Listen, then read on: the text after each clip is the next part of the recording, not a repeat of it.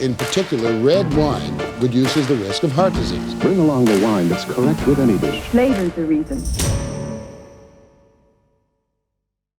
歡迎收看一鍵解鎖，我是主持人韓飛。前一段時間，出日會客室邀請來自美國史丹佛醫學院的陳哲宏博士來和我們分享有關於酒精不耐症的問題。而影片上線沒多久，就迅速突破了100多萬的點閱，底下的留言討論也非常的熱烈。而在影片中，陳哲宏博士他提出了一個觀點，打破小酌有益健康的迷思。飲酒是沒有安全量，所以小酌當然是不好，當然不好。喝一點點就是致癌。但如果小酌有益健康是假的，這個說法又是怎麼廣為流傳的 ？In our studies, in patients with established coronary heart disease, 2 to 4 drinks were associated with a 50% reduction of the risk of recurrence. 1980年代有研究指出，法國人他們經常攝取一些飽含大量脂肪的食物，罹患心血管疾病的死亡率卻遠低於其他國家。研究者將這個不尋常的現象歸因於法國人常喝紅酒，這就是著名的法國悖論。There has been for years the belief by doctors in many countries that alcohol, in particular red wine, reduces the risk of heart disease. Now it's been all but confirmed. 1991年，美國 CBS 節目60 Minutes 播出後，紅酒的銷售量瞬間暴漲，它也被視為是小酌有益健康這個說法最主要也影響後續最深遠的來源。除了法國悖論之外，還有後續的流行病學追蹤研究。這條 J 型曲線，橫軸是飲酒量，縱軸是總死亡率的相對風險。可以看到，相較於少量飲酒者，不喝酒與酗酒者的死亡風險相對比較高。也就是說，比起完全的滴酒不沾，小酌似乎對身體更好。數據圖表看起來很直觀，卻可能潛藏一些偏誤。首先，很多研究裡不喝酒的人不是一開始就不喝，其中有一群人是因為身體變差、健康出問題才把酒戒掉。當這些人被納入不喝酒的對照組，就會把整體不喝酒族群的健康程度拉低，導致出現喝酒比較健康的假象。再來，很多長期維持每日小酌習慣的人，通常有比較高的社經地位和更健康的生活方式。一旦校正收入、飲食和運動等干擾因子，原本觀察到的健康優勢就不再顯著。換言之，數據反映的可能是整體生活品質的差異，而不只是酒精本身的作用。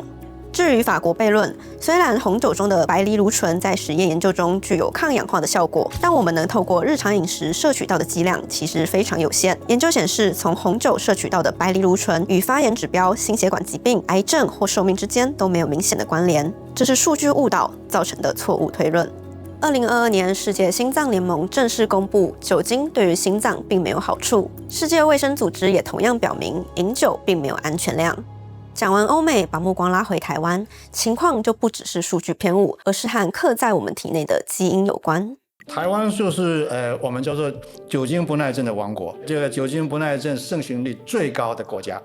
高達49%。ALDS 這個突變呢，那時候就推估大概是2000到3000年之前，在中國那個地帶發生第一個有人，不管是男性或是女性哈，他一定是很快速的把這個基因呢能夠傳染到下一代。在中國東南沿海的地方，比如說雲南、廣西、廣東、福建這個地帶呢，帶有這個突變的比例的人口越來越高，越來越高。然後用 DNA 的定序呢，那它可以追溯到好幾千年以前，所以等於說是好幾千年有一個人有基因突變，然後傳到可能亞洲的各地，是沒有錯。那事實上我們最近又估算了一次，可能有高到7億人的都有帶這個 mutation， 而且都分布在東亞、東南亞這個地方。那又以台灣是最高，台灣也有一部分的組成是原住民，他們的基因可能就跟您剛剛說的那個無關，對不對？我們的原住民等於是從南島語系，那可能比這些漢人更早以前就定居在台灣這個島嶼上了。對，他們的組員不一樣，他們就沒有受到這個 ALDS2 mutation 的影響，幾乎是找不到這個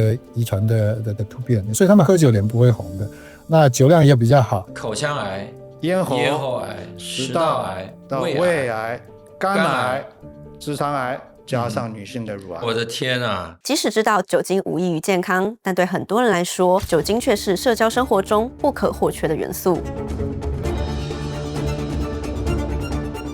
酒精是助興的媒介，是放鬆的象徵，是應酬時想拒絕也拒絕不了的飲品。在婚宴或尾牙等場合，敬酒變成一件必須做的事，不喝不給面子，讓很多人礙於社交壓力，不得不把酒精吞下肚。除了勸酒文化，它還跟品味掛鈎，在高級餐廳、商務飯局都少不了美酒的陪伴，還出現了像是侍酒師、品酒師這類的職業。酒精不只是一個飲品，它還是一種生活美學的象徵。當我們被社會文化還有行銷手段影響，它又會為我們的身體健康帶來哪些具體的代價呢？我覺得酒精最可怕的不是熱量，而是它會直接切斷你燃脂的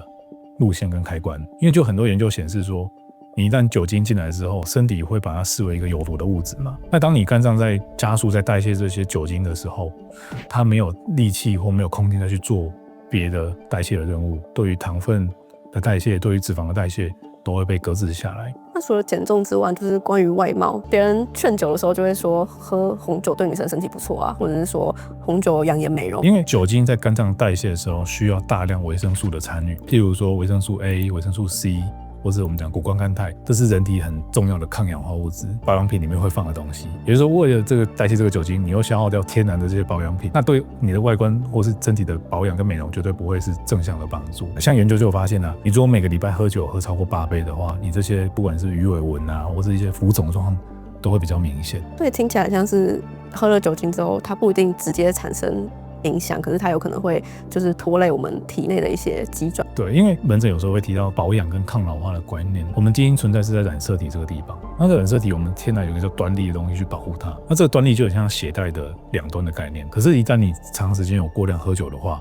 研究有發現，這個端粒就是这個鞋帶會越來越鬆，越來越短，就不是只有外觀上的變化，連本質內在的老化的速度都會被提高。我身邊有蠻多朋友是他喝酒之後，他會覺得想睡覺，就他反而不是變得很亢奮，或者是很想要講話這樣。我就想到說，這個是不是跟有一個說法叫做喝酒助眠是有相關的？它確實可以幫助你睡着，但是你不會睡得好。確實在初期你會比較容易進入所謂的一些慢波的睡眠，可是這種是比較沒有品質的慢波睡眠，因為隨着酒精代謝完之後，你到了下半夜，你反而沒辦法進入那種很深層的像所謂快速動眼期，就所謂做夢期。那做夢期其實是我們人體在重整不管是白天的記憶啊，或是一些情緒的一個重要的階段。你其實在醒來的時候，你會非常的疲勞，非常焦躁，注意力無法集中，或是頭痛很不舒服的感覺，会比較淺眠嘛？会比較淺眠，或是他做夢很片段，有時候突然好像就會夢見一下，就從噩夢裡面又醒過來的感覺，這個睡眠品質會非常非常的差。那所以醫師，你在門診上通常會遇到有跟你提到這種跟飲酒有關困擾的，他們通常是什麼樣的族群？我覺得通常都是比較偏高壓的族群，比如說工作上高壓，對，可能是工作上的壓力，可能是家庭生活上的压力，可能是經濟上的壓力，可能是體重的壓力，所以確實有不少的人會在睡前有喝酒的習慣。但是我常提醒這些朋友，就是說，這種依靠酒精去切斷你的焦慮的這一個路徑的話，你會很容易產生依賴的問題。你心理上的壓力或許已經減少了，但是取代的是你生理的器官要去負擔這些東西，長期下來是累積一些損傷。今天我們隨處可見禁止嚼食檳榔和吸菸的廣告，但酒卻似乎一直被過度美化。當然跟我們的教育